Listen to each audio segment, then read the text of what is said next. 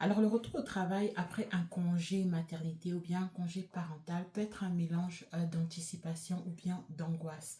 Entre la séparation d'avec le bébé, la gestion de la maison, le manque d'énergie, le bébé qui ne fait pas ses nuits, on peut vite se sentir dépassé par cette étape, par cette transition.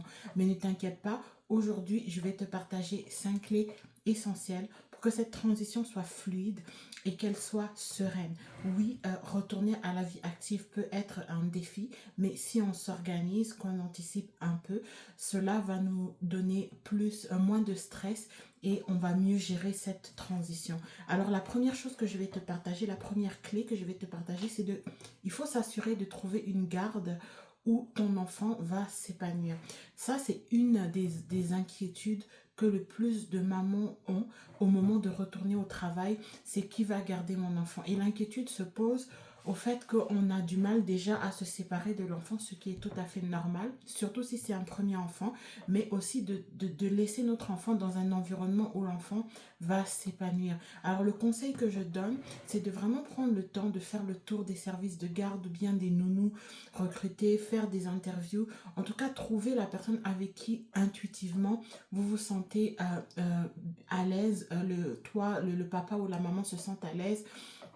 Donc, de regarder, de ne pas aller forcément avec la première personne que vous trouvez parce que vous êtes coincé.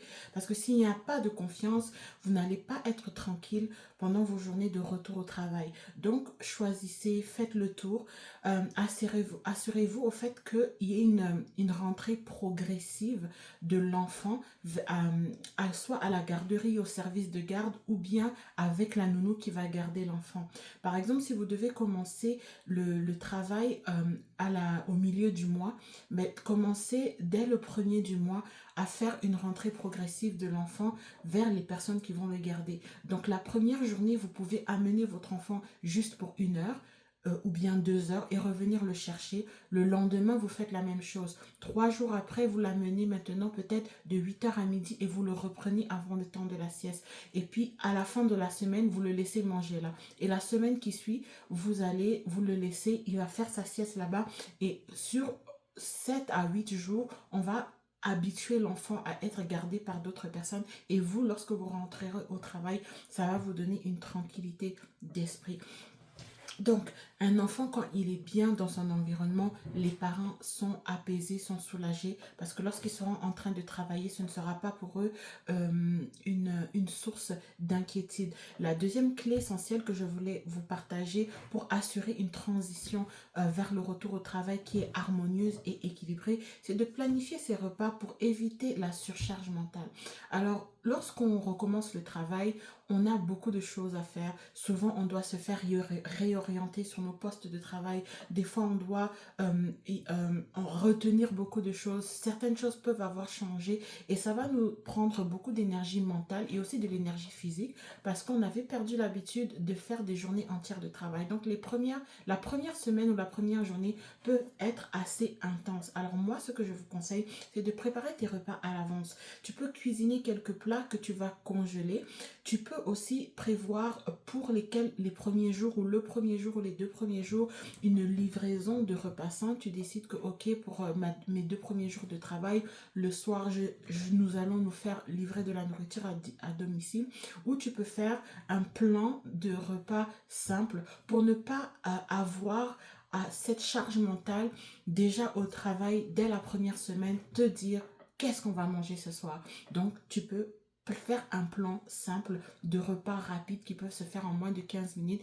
Les courses sont déjà faites, le planning des repas sont déjà faits et là tu peux juste arriver à la maison et assembler ton repas en 15 minutes et c'est prêt pour tout le monde, pour que tout le monde puisse manger. Si aussi tu te sens dépassé la première semaine, tu peux demander à ton conjoint de t'aider et trouver une façon, ensemble trouver une façon de comment il peut s'impliquer. La troisième clé essentielle que je vais partager aujourd'hui, c'est d'organiser son foyer avant la reprise. Alors, c'est un bon moment, lorsqu'on sait qu'on va retourner au travail peut-être dans un mois, de commencer un désencombrement de sa maison, de commencer ah oui, à désencombrer, à épurer, à jeter ce qu'il faut jeter, ranger ce qu'il faut ranger. Comme ça, au fait, lorsque la maison est désencombrée, on a la charge mentale diminue parce que lorsque un environnement est visuellement très en désordre et qu'il y a beaucoup de choses qui surchargent l'environnement, ça va aussi surcharger notre tête. Alors désencombrer votre maison avant votre retour au travail, ça va donner un espace plus ordonné et un esprit plus clair. Quand on a des petits-enfants, c'est sûr que la maison ne peut pas être tout le temps en ordre. Les jouets vont traîner ici et là. Mais ce que je suis en train de dire, en fait, c'est juste de désencombrer.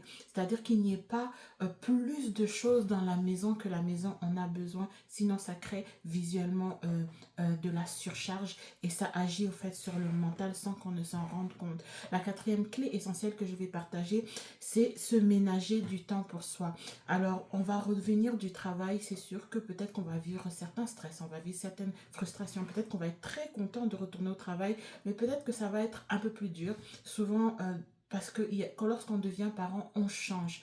Surtout lorsqu'on vient d'avoir notre premier enfant. Donc, il y a des situations où on est très content de revoir les gens, revoir nos collègues. Et puis, il y a d'autres situations où la maman ne va pas se sentir, elle va se sentir tellement différente qu'elle ne va plus se retrouver dans son milieu de travail. Et ça peut lui prendre du temps de se réadapter et de recommencer à aimer ce qu'elle fait. Alors, ce qui serait important, c'est que après le travail, trouvez un temps pour vous. Soit peut-être coucher les enfants un peu plus tôt pour que vous puissiez avoir 10 ou 15 minutes seul pour lire, pour prier, pour méditer, pour marcher. En tout cas, pour faire quelque chose qui remplit votre coupe à vous, votre seau à vous. C'est très essentiel lorsque l'on planifie son retour au travail.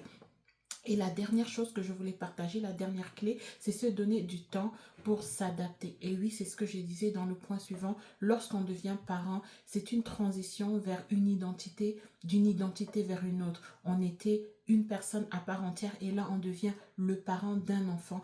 Et on voit la vie, on voit les choses des fois de façon différente à travers les yeux d'un parent. Donc, lorsqu'on retourne au travail, si c'est notre premier enfant et même si ça ne l'est pas, ça peut nous donner du temps à se réadapter à la vie active.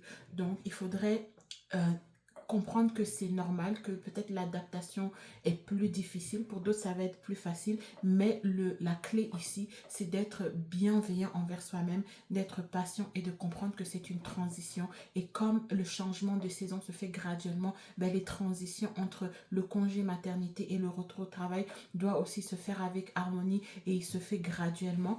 Et après, vous allez retrouver un rythme, votre rythme d'avant. Donc, pour résumer, pour réussir un retour au travail harmonieux, il faut que tu trouves une garde pour ton enfant qui est rassurant et donc auquel tu as confiance. Tu peux planifier tes repas à l'avance, tu peux faire un rangement et préparer tes affaires. Voilà, c'est un point que j'avais oublié. Tu peux apprêter tes habits et les habits du bébé pour toute une semaine ou bien le soir apprêter les habits de la veille. Donc ça, là, en fait, ça réduit la fatigue décisionnelle de se réveiller le matin et de chercher qu'est-ce qu'on va porter. Tu vas gagner au moins 15 minutes sur ta matinée. Le quatrième point que j'avais abordé, c'est de prendre du temps pour toi chaque jour, si possible, au moins 10 minutes à faire quelque chose qui te remplit toi. Et la dernière chose, c'est de te donner du temps pour t'adapter et accepter que chaque jour soit différent et peut venir avec son lot de défis et de difficultés. Alors aujourd'hui, j'espère que tu as aimé cette vidéo, que cette vidéo t'a aidé. Prends le temps de le partager avec un autre parent que tu penses que ça peut aider et dis en commentaire qu'est-ce qui était toi ta plus grande crainte pour ton retour au travail. Donc abonne-toi, laisse un commentaire et je te dis à la prochaine vidéo.